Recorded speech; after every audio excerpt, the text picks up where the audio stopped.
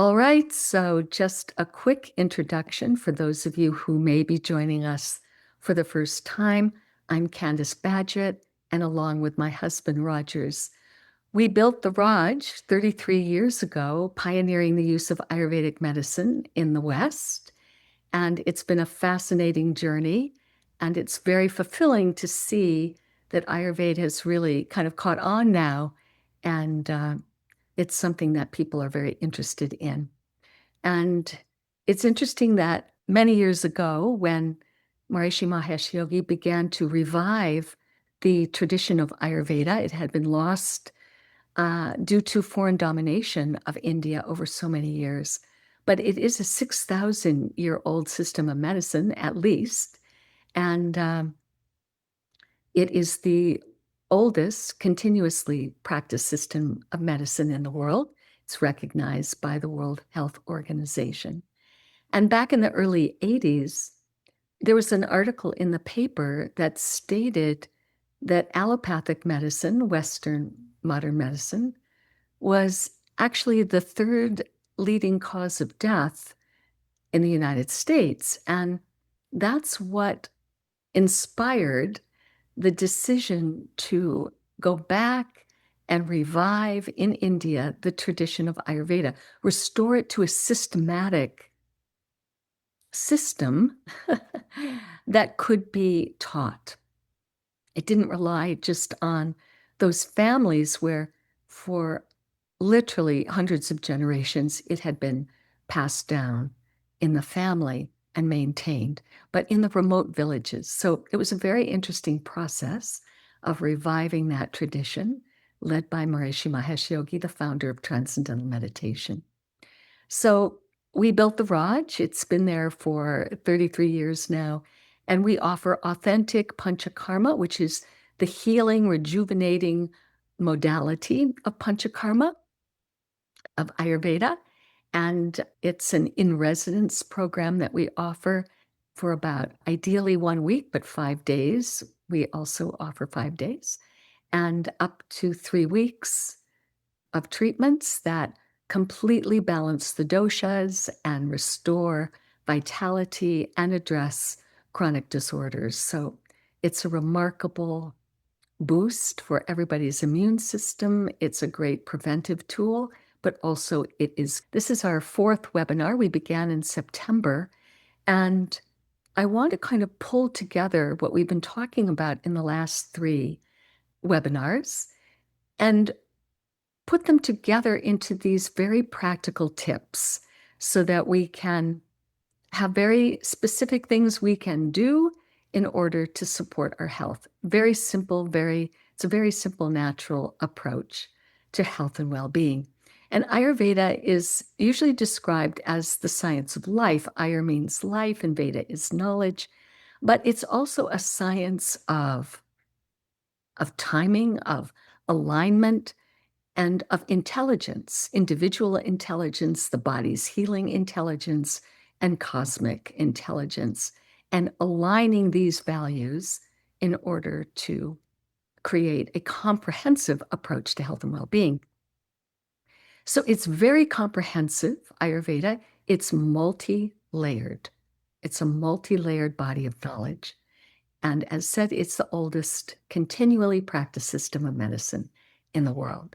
So it's fulfilling to see that many of Ayurveda's most practical recommendations are actually now being confirmed by cutting-edge research in circadian biology, and that's that science that looks at the 24-hour cycles within the body.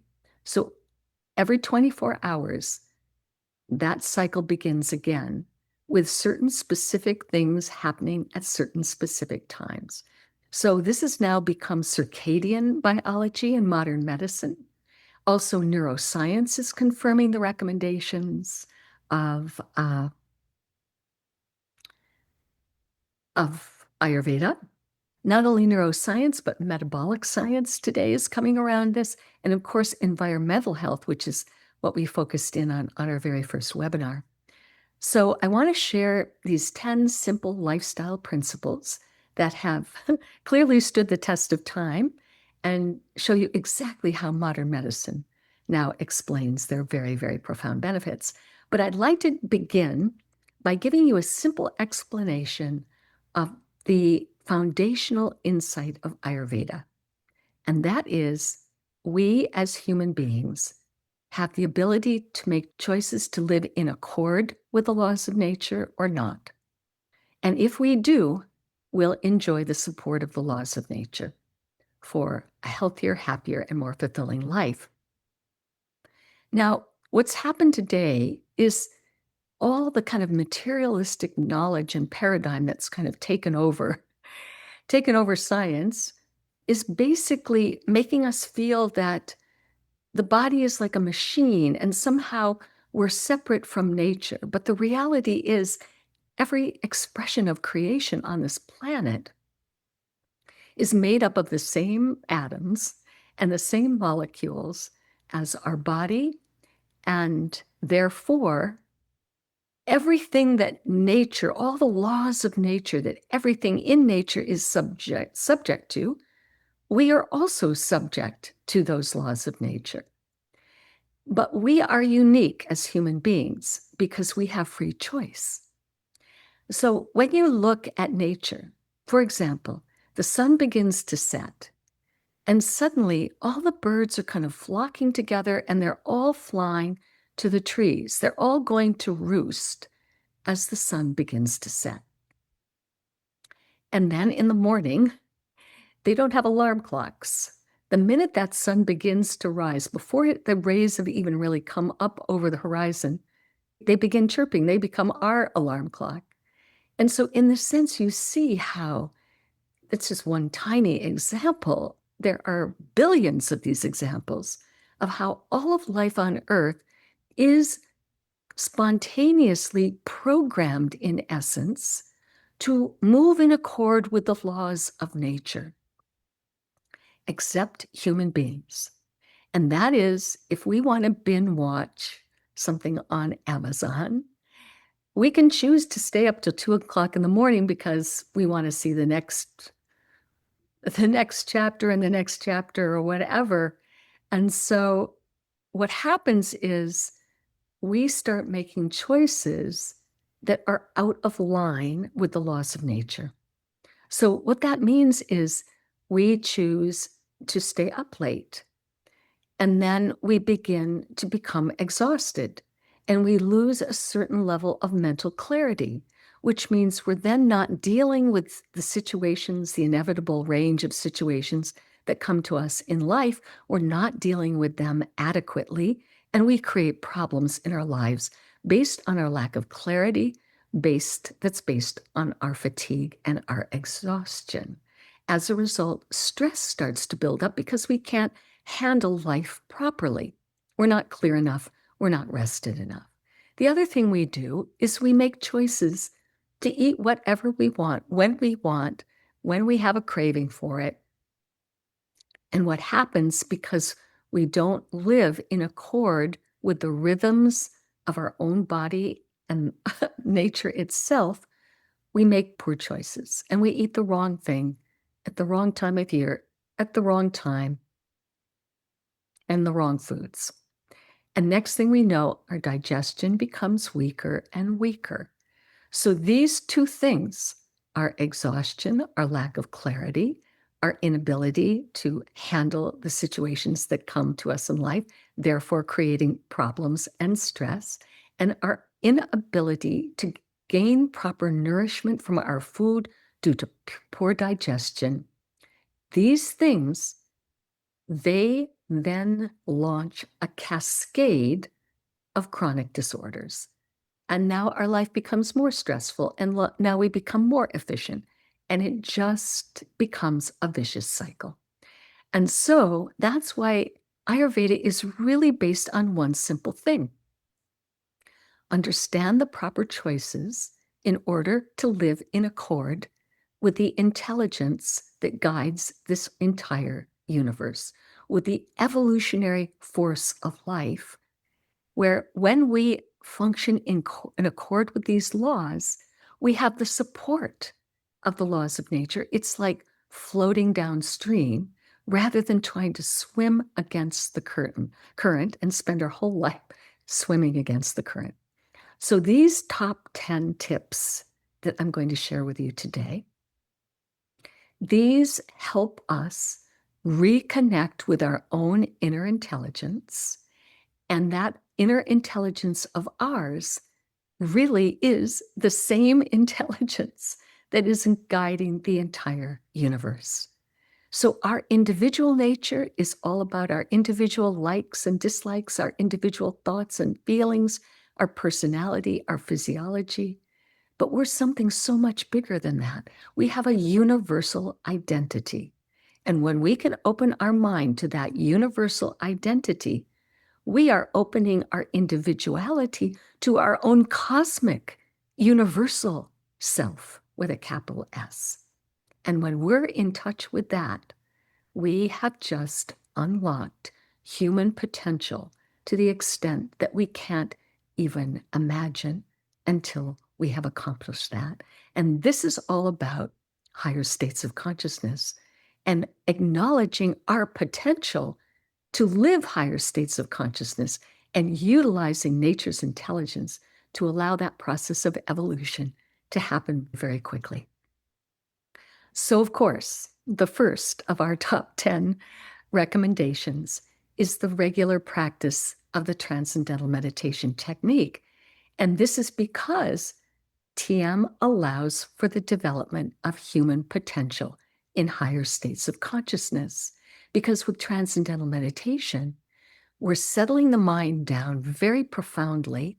That in turn allows the whole metabolic rate, the whole physiology to settle down very profoundly, which activates the healing intelligence in the body and opens up the mind to its own most expanded level of creativity and vitality and energy, opening up to our transcendental universal reality. But this is the very foundation. When Ayurveda defines good health, it defines it in this way: being established in the self with a capital S, being established in your unbounded, eternal, universal reality.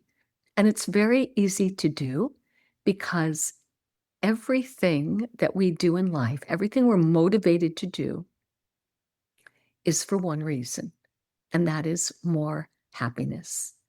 And when we find this transcendental reality at the very basis of our thinking process, we transcend the thinking process altogether. And there is this expanded reality of being aware of awareness itself. There we have connected to that abiding happiness within us. This is what we've been seeking all along with every desire that we have. It's interesting because from the side of modern medicine, the scientific research is astounding because the range of benefits that comes from transcendental meditation is so vast. And it's so vast because we're dealing with the most fundamental level of human existence, from where all our talents and our abilities and our noble qualities ultimately develop on the basis of opening up or connecting to that universal field of intelligence and harmony and bliss and happiness that is the birthright of every human being. As saying, modern medicine is showing that TM lowers stress hormones, it dissolves stress and fatigue, it improves brain coherence, and it reduces inflammation. But there's so much more. And what just happened recently, and I won't spend too much time on this, but it's amazing, and that is the American Heart Association just put out its 2025 guidelines for lowering high blood pressure and preventing high blood pressure. And first and foremost, it's said, if it's not an acute kind of situation, it's best to refrain from prescribing pharmaceutical drugs for 3 months and to prescribe lifestyle changes with exercise, diet, and a stress management technology. And the only stress management technology that it could recommend specifically was Transcendental Meditation, based on the vast range and high quality of its research that no other meditation technique displayed. So that modern science has come around to acknowledge the uniqueness of Transcendental Meditation, which is just effortlessly employing the transcending process, is really a huge breakthrough. And then there's a journal called Nature. And Nature is one of the top scientific journals, not just in the United States, but globally. And it has like a subset called Nature Reviews Cardiology. That is considered the #1 international cardiology journal, scientific journal in the world. And it just ran a beautiful article commenting on why Transcendental Meditation was singled out as the only or most effective stress management technology available. And it brought out all the mechanisms, why it is that this technique that utilizes the transcending process, the natural ability of the mind to seek out its own ground state.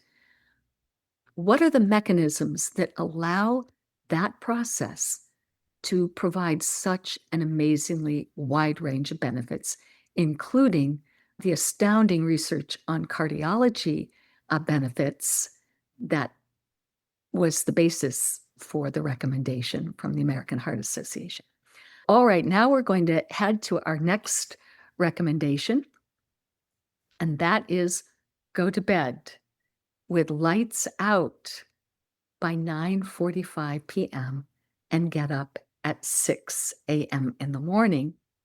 So this is that Ayurveda recommendation, something we all know from all traditions, early to bed, early to rise. And Ayurveda teaches us that the kapha time, and again, this is that Ayurvedic version of circadian rhythms, those cycles within a 24-hour period that are characterized by Vata, Pitta, and Kapha. The doshas I won't go into. You can find tons of information on them on the internet. But it's that time from 6 o'clock in the evening to 10 at night. It's Kapha time, which is ideal for winding down. So Ayurveda is also, so you want to catch that wave. You want to be in bed while that influence of settling down, winding down, is predominant in nature.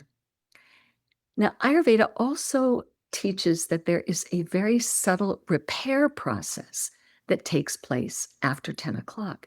So we want to be sleeping in order to take advantage of that subtle purification process. It's a healing process. And if we're busy doing things and we're exerting mentally, it's a great time. We think, okay, finally I have some quiet time. I can get on my computer and do the work I've been wanting to do and whatever else, or I want to watch this movie. And now we're engaging the activity in the physiology. We're not allowing that settling down to happen. And there's more to this, and I'll get to it later when we talk about digestion, this very fine value of digestion that's part of this subtle repair process, where we do not want to be eating late at night also. So that's another thing we tend to do. We're staying up past 10 o'clock, and now we're ready to have a little late night snack, and we're really starting to compromise the laws of nature that are functioning in our body at this time to support our health and well-being. As said, Ayurveda's clock mirrors the modern circadian rhythm model, the body's 24-hour cycles, and core body temperature and melatonin secretion, which really helps with a good night's sleep, digestive efficiency, and gene expression, all of these things follow a 24-hour clock cycling. So going to bed before 10 p.m. aligns with the natural rise in melatonin and the nighttime repair cycles that are governed by these circadian rhythms. So sleep before 10 is profoundly restorative, and it's linked to lower inflammation, better metabolism, healthy cortisol levels, which corresponds with stress. So by waking up by 6 a.m., it supports stabilizing that circadian entrainment in a sense. So once we start getting into these proper rhythms that are in sync with the cycles in the body, then the whole system gets entrained in these cycles, and we naturally begin to step into those cycles. It's not so much a struggle for us to start getting in bed on time and waking up earlier. Okay, so the next tip is really wonderful, and it's getting a lot of modern science support these days. And that is to take a walk outdoors, not in the indoor mall. Take a morning walk outdoors for at least 10 minutes, ideally for 20 or 30 minutes within an hour or two after sunrise. Now, of course, the first thing we think of, those of us who live in the Midwest and just had probably in the East too, had the most freezing temperatures a little too early. This seems a little challenging sometimes of the year, but just bundle up and just get out to get that light, to get that prana, to get that air, everything about that time. It's referred to as Brahma Muhurta. And there are references to the prana at that time of day in the morning when it's so nourishing. The light and the air is so nourishing to the whole physiology. So many of the Vedic texts recommend early morning walking. And as said, this morning natural light, from the perspective of modern science, it's the primary regulator of the body's master circadian pacemaker.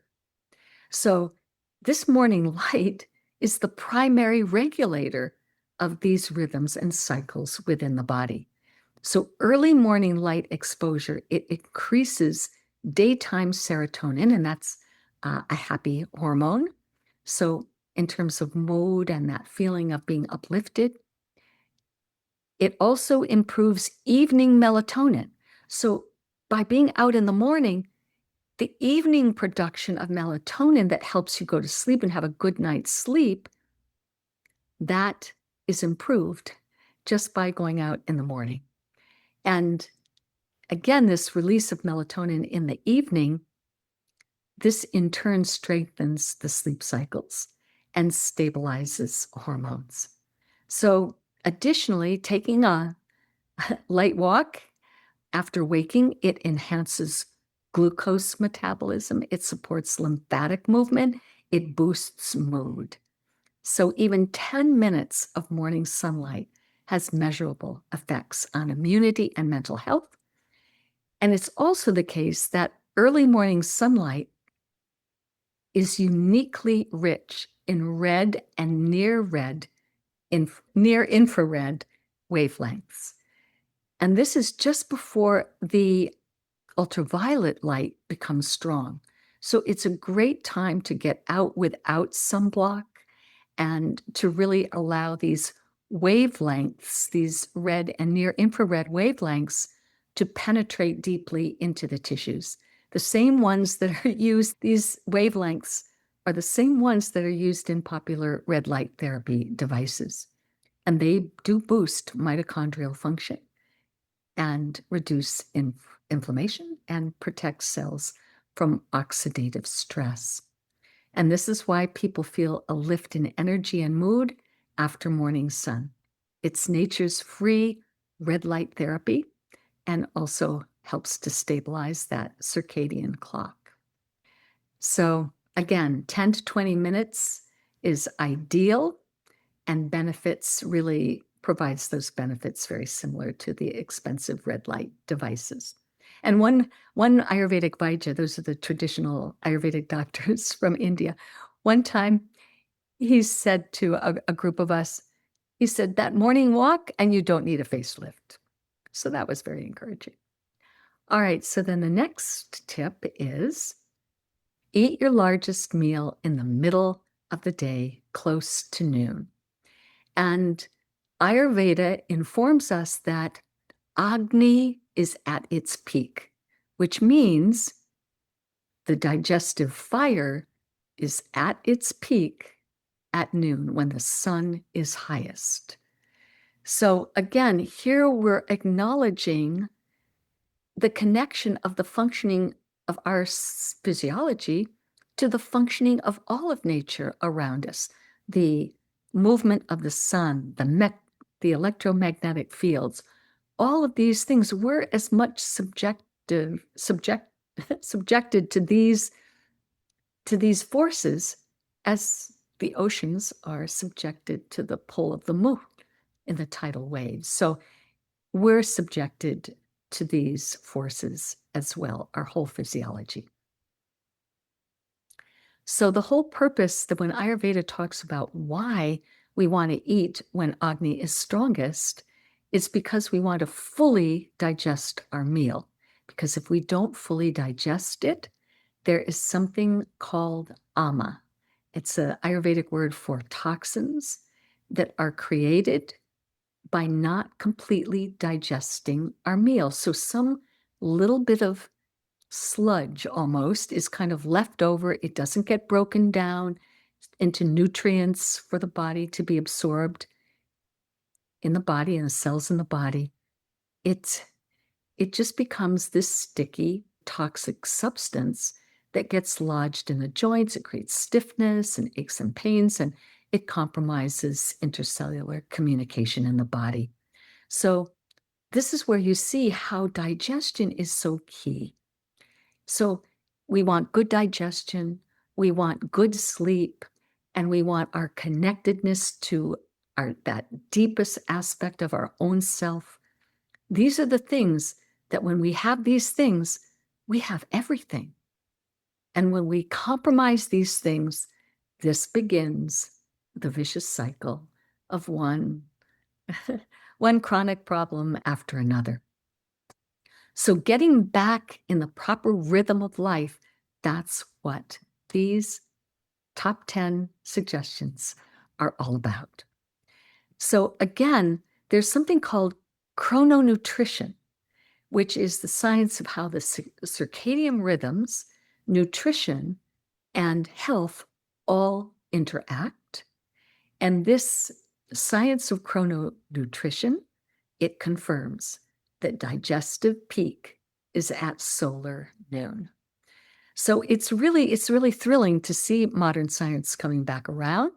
There is real potential for a real kind of integration with Ayurveda and modern medicine. But when that integration comes in a really helpful way, it needs to be based on the paradigm on which Ayurveda is based. And then all the diagnostic abilities of modern medicine can add so much. Dealing with broken bones, we are very grateful to modern medicine for many of these kinds of things, but this integration is coming and it's going to produce a greatly improved medical system. So back to this digestive strength and metabolic efficiency, all of this is peaking around midday. And this is what just boosts that digestive power. Research is showing that insulin sensitivity, digestive enzyme activity, bile flow, and metabolic rate, it all peaks around midday. So this is why we want to eat our largest meal in the middle of the day, and we want to avoid heavy evening meals because they actually disrupt metabolism and they impair sleep, which leads us to the next Ayurveda recommendation, which is, we're on number 5 here, eat a light evening meal by 7 p.m., avoiding meat and cheese. So this is a big deal. All of these things, if we can just kind of restructure our daily routine, what we can do for our health is just kind of miraculous, really. So light dinner, this in Ayurveda, it allows sama agni to kick in at that time. Evening meals should be light to prevent ama. That is the guidance from Ayurveda. And modern insight absolutely confirms that nighttime digestion capacity is naturally reduced, and gastrointestinal functioning slows significantly after 7 p.m. And then these heavy proteins like red meat and cheese, they require a very long digestive processing times, and that increases acid reflux, inflammation, and metabolic strain. So there it is, right there in modern medical research. And again, there is recent research that confirms that light vegetarian dinners are associated with improved sleep quality. And they also lower that fasting glucose, and they provide better overnight fat metabolism. All of this aligns perfectly with the science of circadian aligned eating, which simply means in Ayurveda, eating in accord with the dosha cycles during the day. Okay, on to the next, number 6, is avoid snacking in between meals. Best not to eat until your previous meal is digested. Now, this we can go with according kind of to our body types a little bit, or we can just say according to our own needs, that we may have very strong digestion and we eat our big meal at lunch, but by 4 o'clock, we're actually really hungry. And that feeling of being really hungry is just a great sign that your meal has been digested. So you could have something light at that time. And also, it's right before you're going to meditate, so you don't want to really eat anything heavy to interfere with that settling down of the metabolism the metabolic rate, as we begin to meditate and the mind starts settling down and the whole physiology starts to settle down. But something light, we really have to listen to our own body in so much of this, but we also have to remember that our body has gotten a little out of sync and is in habits that we need to reset. So the key thing here is an emphasis on leaving time in between meals so that you can fully digest your meal before adding more that needs to be digested.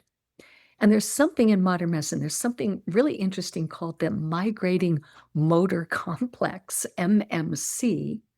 And this is the digestive system's powerful cleansing wave.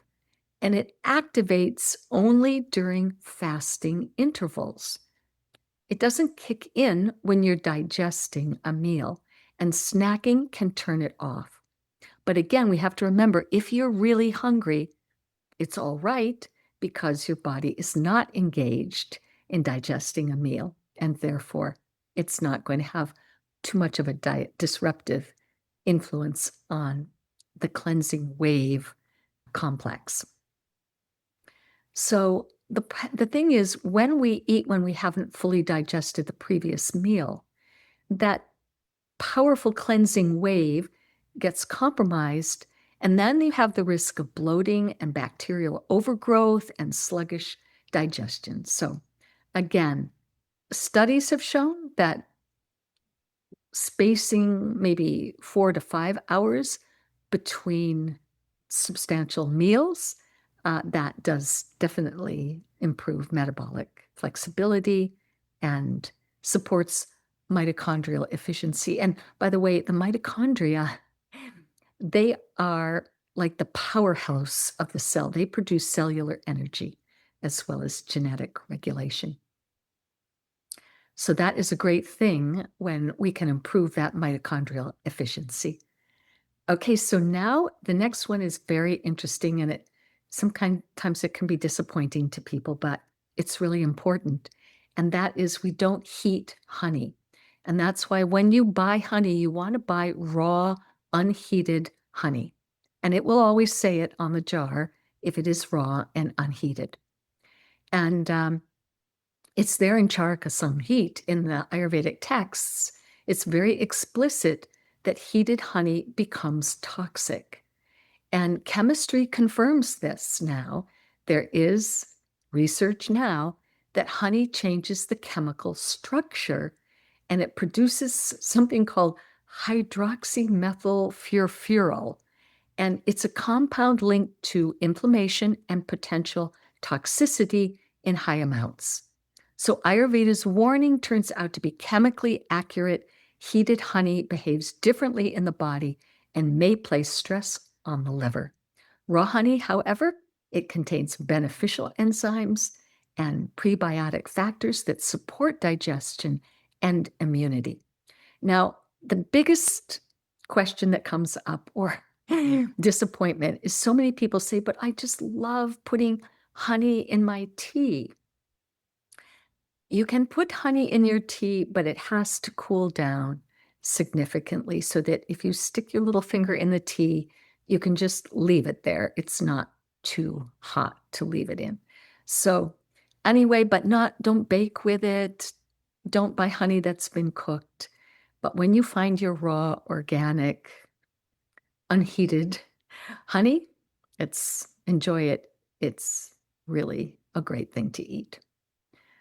So number 8 is coming back to the very basic recommendation of eat fresh, pure, organic foods, including sweet,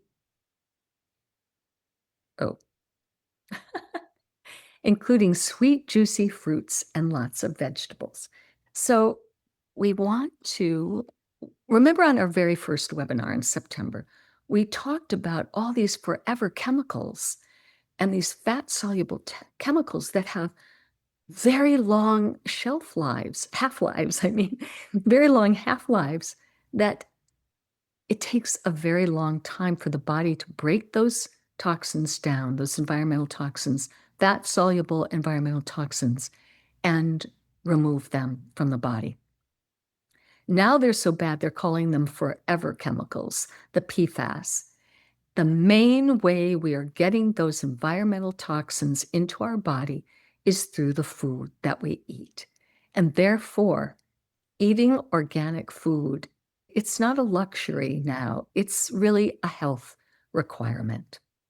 And Ayurveda refers to sattvic foods, and that's the more prana they have, the fresher they are. It's fruits, it's vegetables, it's dairy products that are if you can get them where they're not homogenized, and you can get A2 milk, and these things are sattvic, nuts and seeds, and which means they promote clarity, mental clarity, and they support the development of higher states of consciousness.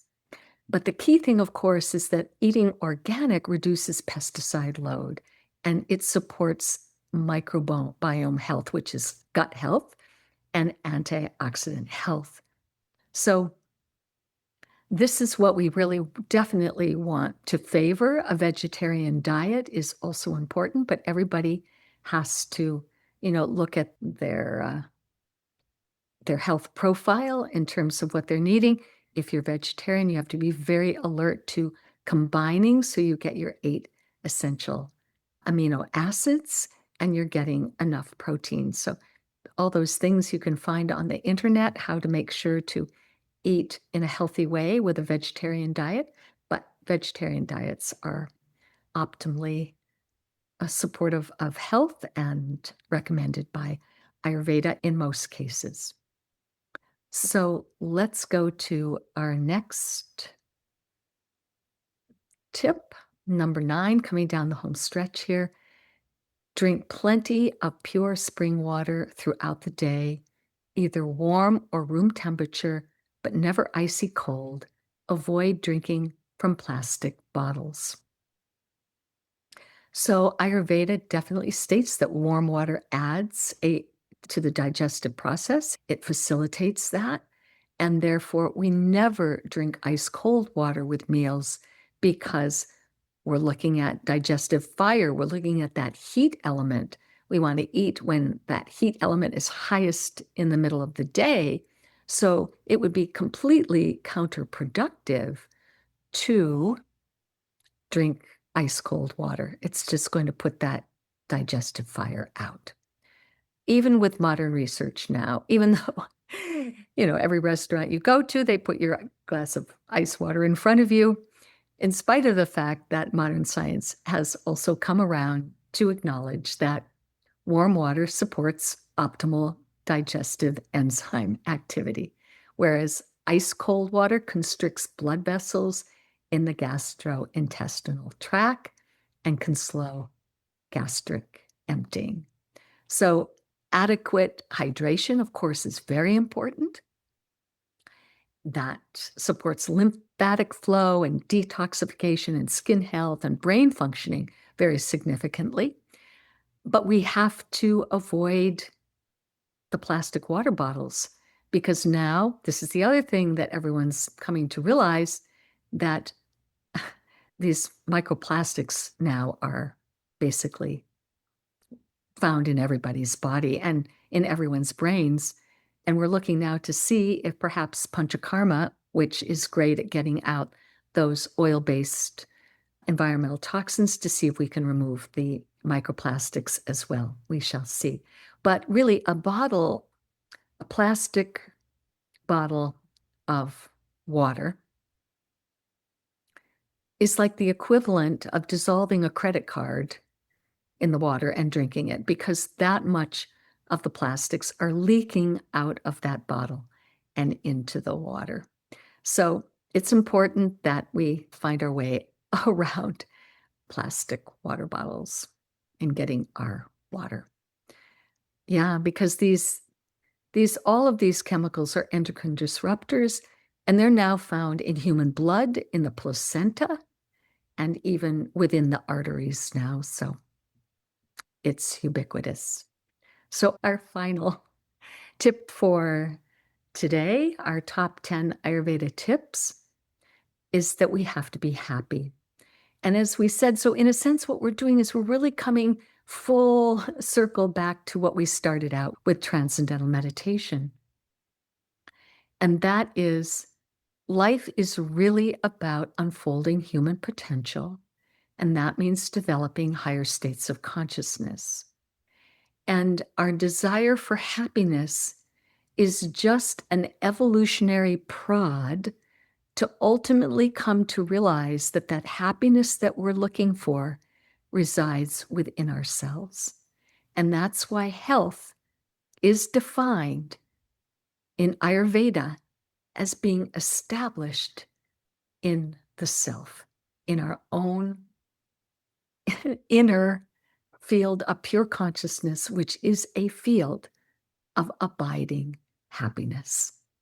And so, of course, modern medicine it's everywhere. Everyone now understands the mind and the body is so intimately connected that emotions are at the basis of almost every physical disorder, and that positive emotional states activate the parasympathetic pathways, improve immune markers, support cardiovascular health, and increase resilience. And of course,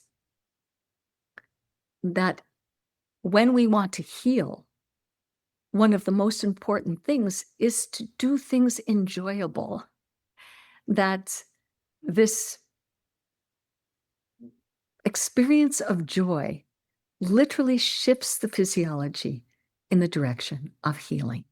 So happiness is our birthright. Happiness is the driving force that motivates us to do everything.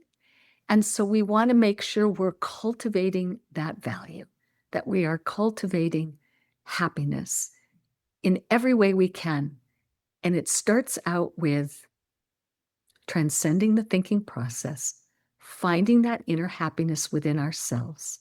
We don't become so dependent on the ever-changing circumstances of life. Getting a good night's sleep so we're not disconnected from our own inner happiness.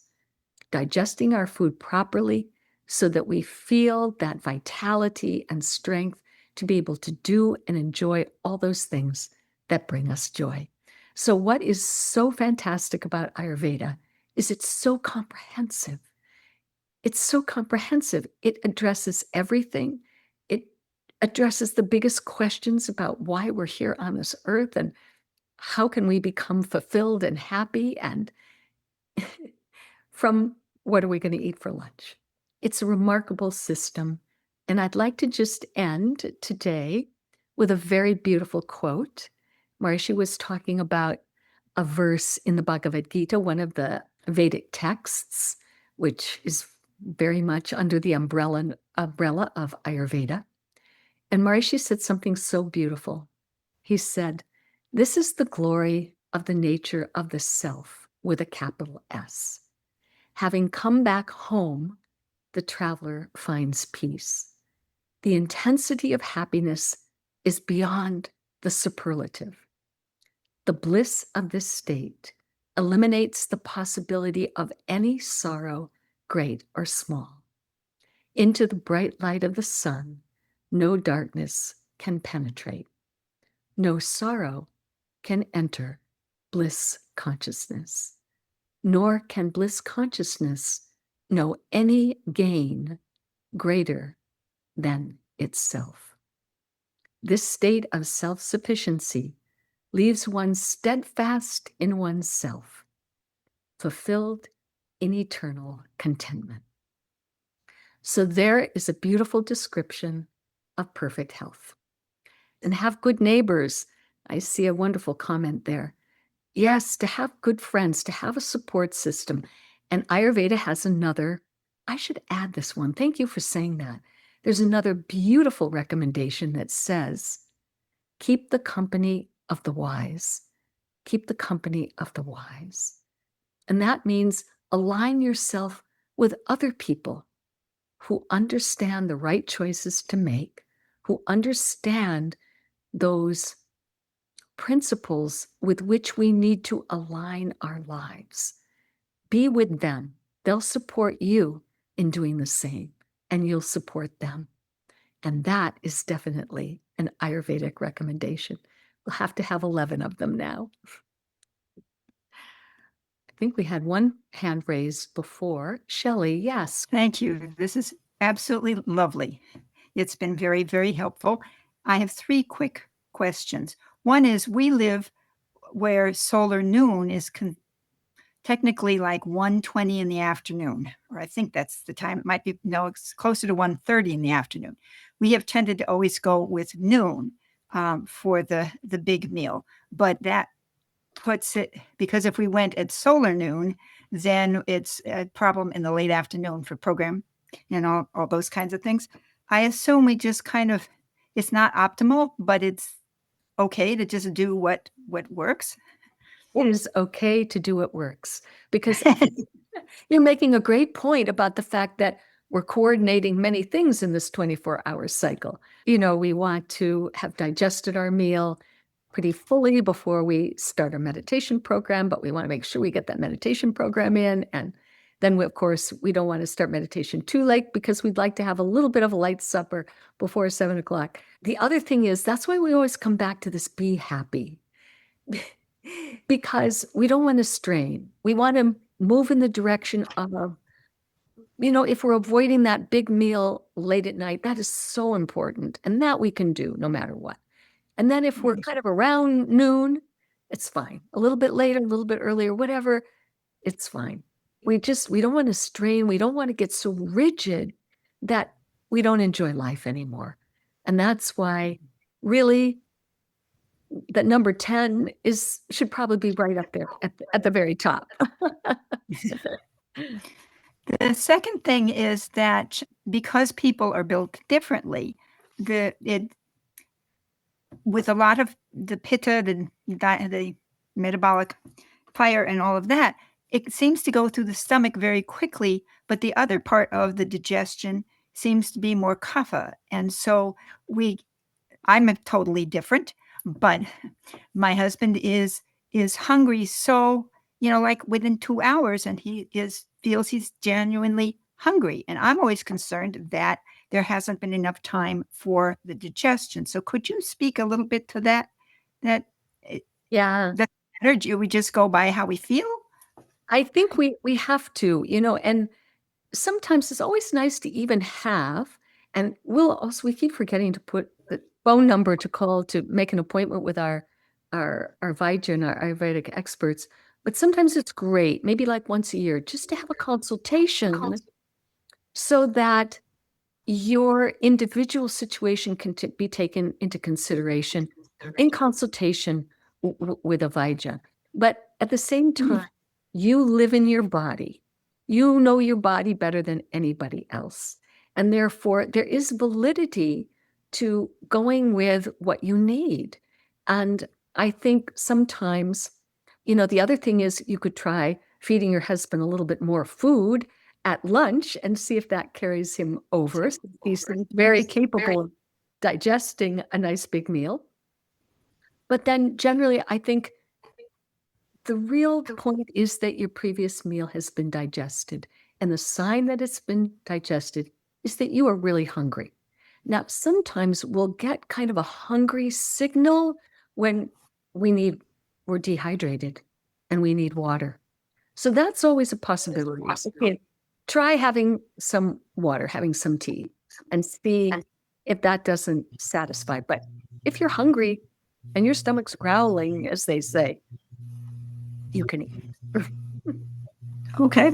Okay. And then the third thing is, yes, we don't want the plastics, but we keep the water warm enough to be able to sip regularly. And so they are in thermoses. And every once in a while, I get concerned with the fact that I boil it in a stainless steel pot and it goes into a stainless steel quality thermos because it's almost impossible to get a glass lined thermos anymore. And so could you speak to that? Stainless steel is a great material. It doesn't leach. It's a safe material to put your water in and drink from. Yeah. Thank you. That's a big relief for me. Thank you so much, Candace. You're welcome. Absolutely.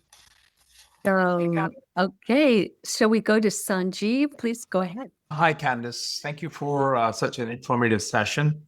I had a question about the honey in the hot water. And this is literally my living experience. My dad, who's 92 and fairly healthy, we are pure vegetarian family, forever, actually.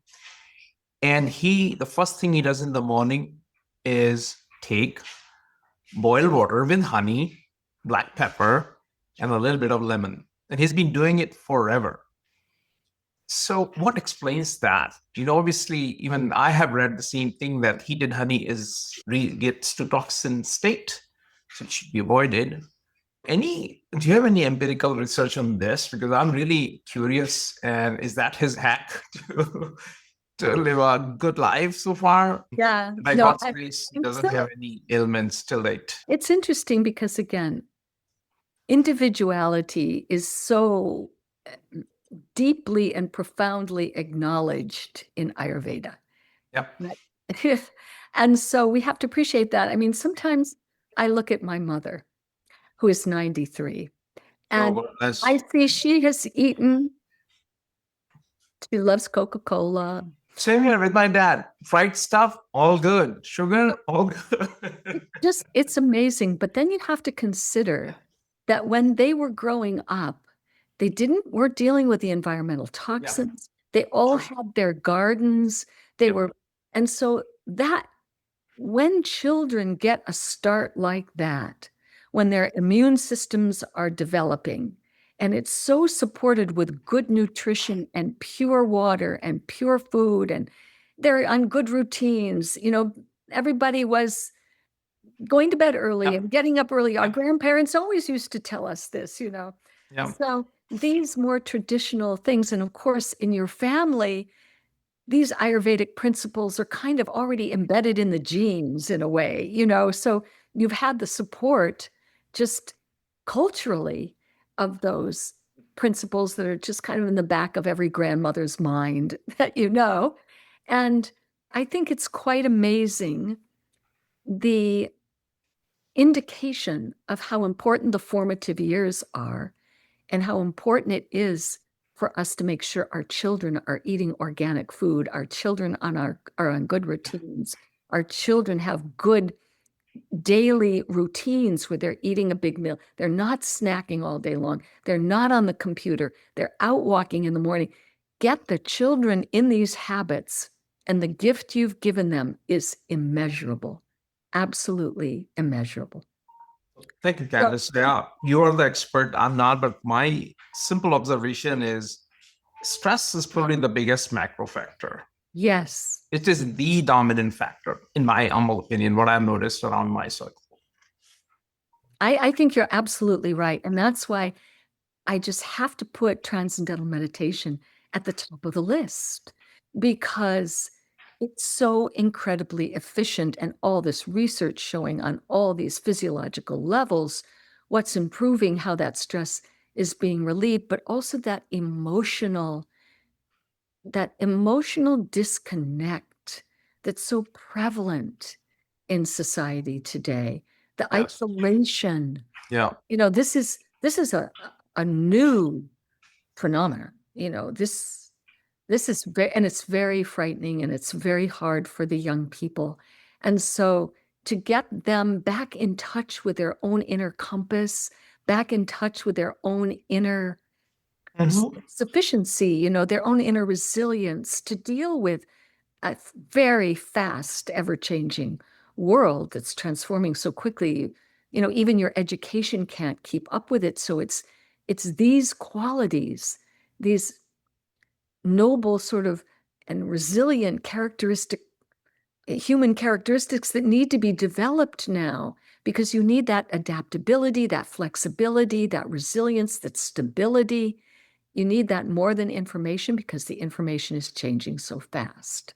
I'm with you. I think stress is key, and that's why Transcendental Meditation is so impactful in every area of life.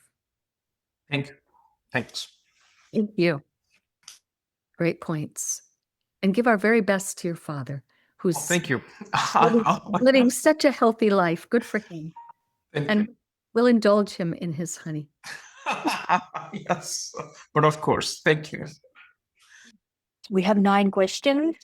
First one, Christy is asking, could you put the link to the Nature article in the chat? Yes, what we're going to do is put it in the email that you get with the link to the recording. That and the American Heart Association guidelines as well. So much, Chris, please take note and make sure that we do that. Thank you. We'll do that. Nina is asking, I have been diagnosed with Parkinson's movement disorder. Does Ayurveda address this, and will it help me to come to the Raj for this? Thank you. Yes, it could be helpful. There's a very interesting book that just came out on Parkinson's. I wish I could remember the authors' names, but it's interesting because they're putting far more weight on toxicity in the body than on genetic markers. And it's fascinating. It's a big shift, but they found that the percentage of people getting Parkinson's disease who live near a golf course is statistically significant indication that, because those golf courses are just sprayed with so many pesticides and herbicides and toxins. And so it's really coming to that. And there were some doctors who actually on that show where they were interviewing the doctors who had written the book, who were saying, this is so interesting. This one integrative doctor said, well, I've been looking into what I call a PK wash. And he didn't say any more, but then he began to describe we're using lipid in order to pull them out where they are located. And this is exactly the study that we did at the Raj 20 years ago, when we showed that panchakarma pulls out the fat-soluble toxins because they lodge themselves in the lipid lining around the cell, and it's by using copious amounts of oil or lipids that we remove it. So I knew right away that person was referring to panchakarma. And we're about to launch now in a study with Mayo Clinic to see if we can pull out the forever chemicals as successfully as we pulled out the other fat-soluble toxins. So yes, in conjunction with your doctor, and we can have a consultation with you before you come, and we can determine, but I'm sure it could be helpful. Wendy is asking, what Ayurvedic advice can you recommend for people who work odd and varied hours that makes the following proper times for sleep difficult? You do the best you can, but really and truly for your long-term health, I would look into finding a job where your hours are better, or most people who do work at night, say nurses, doctors, whatever, all kinds of professions. There are also options where those jobs are performed during the day as well. And just to put in a request to be moved to a schedule that can support you, I would just put that as something that, is on your wish list. In the meantime, you get as much rest as you can. You practice transcendental meditation because with TM, the research shows that in just a few minutes, you can reach that same level of deep rest as deep sleep. So you're getting that rest in a very concentrated kind of way and very quickly.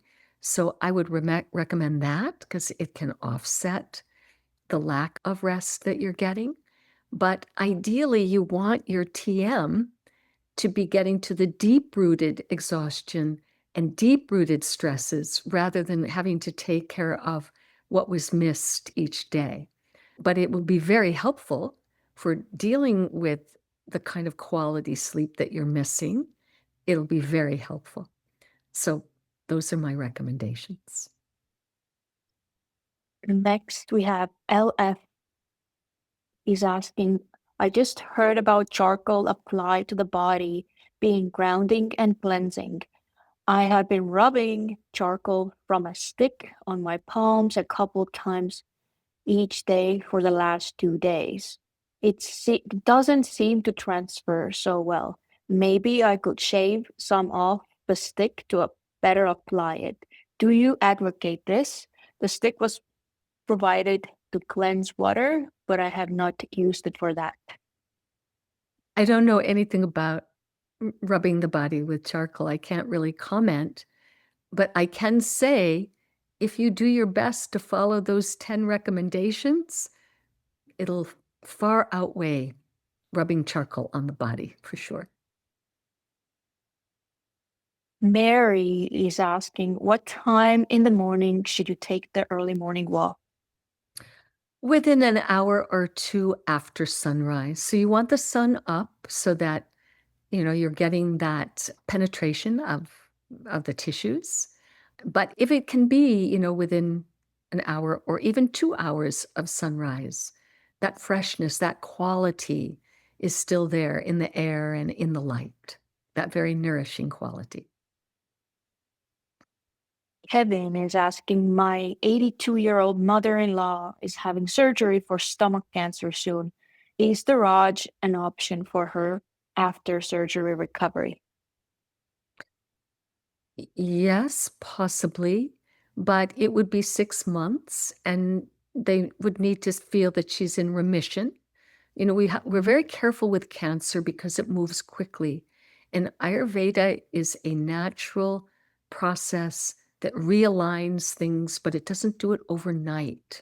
But the one thing that Panchakarma is really a great blessing for is for those who have been through chemotherapy and their cancer is in remission, but they just don't feel like themselves. And it's because the chemo is a toxic substance. It does its job, but it also does some damage.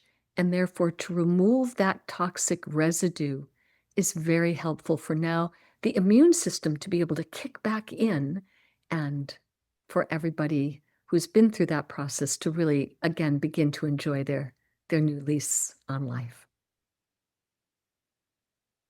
Peggy is asking, how do we reconcile group program and dinner by 7 p.m.? It's also been said not to eat right after program and to leave a few hours between eating and sleep. If one wants to aim for the ideal of sleep by 8 p.m., one would never eat dinner. 8 p.m. is a little bit early. You don't have to go to bed by 8 o'clock at night, but also you can eat after program, come home and cook a little something and eat it. So, and if you're coming home at 7:30, then fine, it's fine. 7:30 will be fine because you're going to be eating a very light meal. You can go to bed at 8:30 or 9 o'clock or even 9:30 or even quarter to 10, and that should give you time to come back from group meditation program and get yourself a little something warm and nourishing. Allow that to digest as you get ready for bed, and then go to bed at a great hour. You can do it. And again, as we said, a little shifting, a few minutes this way, a few minutes that way. So many things we want to contribute to world peace. We want to contribute by way of our group program to transforming collective consciousness. It's a beautiful aspiration and it's a beautiful practice. So we can work around it. Main thing is not to worry too much about these things. We just have to be easy in life and take it as it comes. That joy value has to be there, and no guilty feeling. No guilt allowed, for sure. Okay. Go ahead. Christy is asking, how do you get spring water that is not in plastic bottles? It is near impossible. I cannot get glass bottles of spring water anywhere in our area. Yeah, it's difficult. I think there's, what is it, Mountain Valley? They're out of Arkansas, and that's usually carried in bottles, green bottles, at Whole Foods and those kinds of places. You can usually find that Mountain Valley water, but otherwise you can use a charcoal filter. And there's some also systems where the water runs through like a container of rocks. So it's kind of being re-energized somehow in that way. So, but I think, again, and also bottled water can also be expensive. Glass bottled water can be expensive. But again, in terms of how we spend our money, I think it's important to make food quality a priority because it's what keeps us going. It has such a big impact on how we enjoy life. But anyway, a filter on your water at home is also acceptable. It's better than spring water in a plastic bottle. Okay, we have Don Fox with a raised hand, so we'll take Don and then come back to our question and answer box for a few more minutes. There is a behavioral science that says not to entertain negativity. It's a way to use the attention, and I think using the attention properly and naturally is sort of the key to most everything in life, really. Don, it's a beautiful point. Beautiful point. Go ahead, continue. The problem is that in society, as we find it at this particular time, people are very much, I would say, in a dither, in different groups, demanding and all upset all the time, even on a really subdued level. There's always some distress going on. And there are many people who will object to your not reacting in a way that they do. You just don't encourage it. You're aware of what's going on, but you don't want to get too engrossed in it. And on the other side, there are people who say, no, you should definitely not entertain negativity. And if you make any reference to something that might be construed as negative, oh, you're being negative, and you have to walk a fine line, especially with the first group. They're very difficult because they are upset if you don't react. So I don't know how a convenient and comfortable way to deal with that circumstance. I tend to just it comes off that I just don't care, and usually that's the case about a lot of the things. But if you would explicate a little bit about not entertaining negativity. It's a beautiful thing. And we'll do a session on the behavioral rasayanas, which are Ayurveda tips in the whole field of behavior. And they are so profound and so beautiful.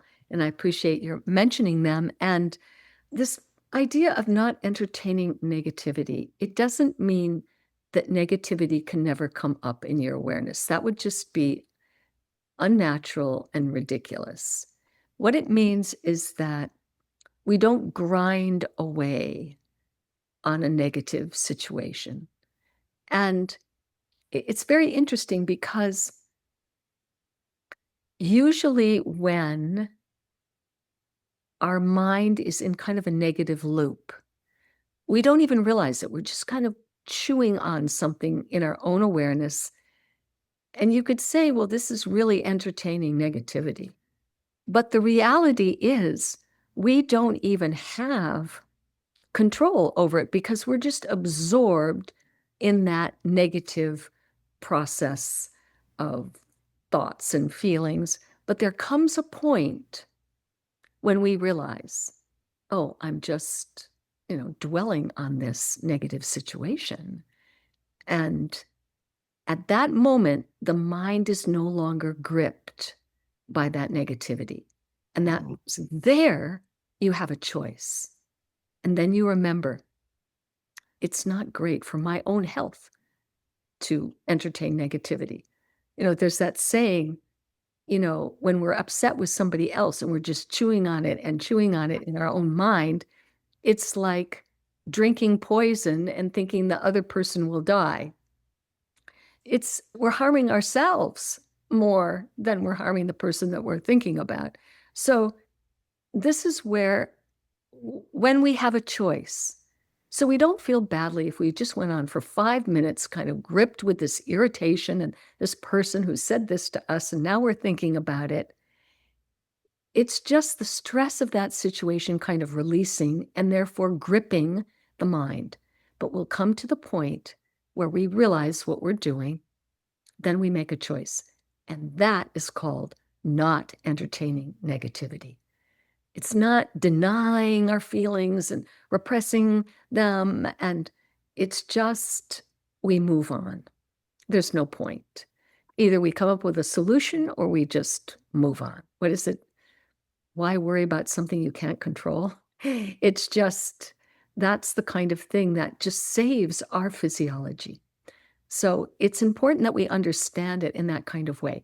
But Dawn, your point is so great because, again, it's this happiness factor, it's this emotional well-being, it's having community, it's having support and being with friends, like-minded friends. And you're touching on that in a way as well. Thank you. We find our like-minded friends and we're easy on ourselves, but we know we make the right choices when we have the opportunity to make the choice. Great. Really appreciate what everybody brought out.